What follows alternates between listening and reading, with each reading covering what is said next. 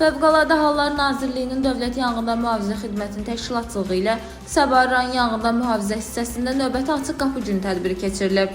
Heydər Əliyev adlı müasir təhsil kompleksinin azyaşlıları və tərbiyəçilərin iştirak etdikləri tədbirin keçirilməsində məqsəd uşaqların hərtərəfli inkişafına, onların fiziki və mənəvi cəhətdən sağlam yetişməsinə, onlarda təhlükəsiz həyat fəaliyyət mədəniyyətinin, eyni zamanda ilkin yanğın təhlükəsizliyini biliklərinin formalaşmasına, yanğın söndürənlərin peşə fəaliyyəti barədə məlumatlıq səviyyəsinin artırılmasına kömək etmək olub.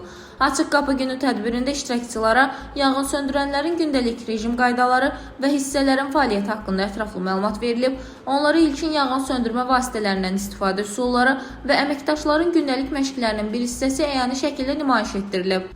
Həmçinin uşaqlar fövqəladə hallar zamanı istifadə olunan zəruri yanğın söndürmə və digər qəza xilas etmə texnika və avadanlıqları ilə yaxından tanış olub, fövqəladə hadisələr zamanı təhlükəsiz davranış qaydaları barədə məlumatlandırılıblar.